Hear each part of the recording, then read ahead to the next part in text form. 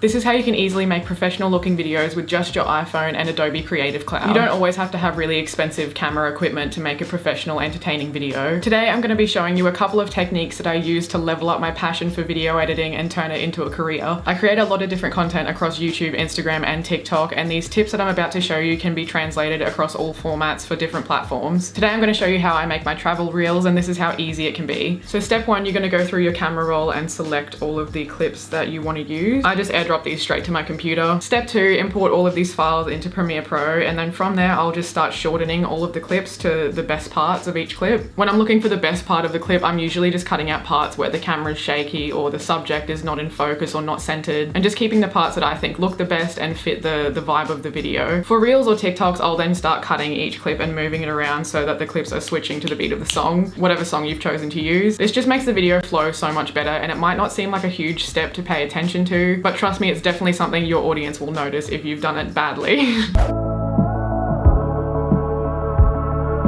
Just becomes unnecessarily distracting, so small step but important. Step three, and my favorite part, is editing the color. I'll make an adjustment layer, which means that whatever edits I apply to the layer will be applied to everything underneath it. This is handy because then you don't have to go into each individual clip and just apply the same corrections. The main things I use are the color wheels, color curves, and color HSL. These are my go-to settings, and then I'll just go in and adjust it more depending on each clip. If I'm making travel content like this where there's a lot of ocean, I'll usually bring the saturation slightly up for the blues and then adjust the hue for like oranges and greens. It just makes everything a lot more bright and summery. Sometimes I'll actually lower the saturation for the green part of the spectrum because it helps to bring out the blues even more, but that does just depend on the shot. Next up is the color curves. Adjusting color curves like this helps to give it sort of like a faded look that gives iPhone footage more of a cinematic feel. To keep it simple, you just sort of make this S shape, and then the more you raise this part, the more faded the look is going to be. Little things like this are going to be key when moving from photo and video editing as a hobby or a passion and moving it into like a business or a career. It just gives it that certain look that you can't get straight off camera. Pretty simple, but it does level things up so it looks like much more professional content. There's also a student discount for Creative Cloud where you can get up to 70% off the Creative Cloud All Apps plan as a student. So if you're looking to turn your passion into a career, Creative Cloud is the best place to start.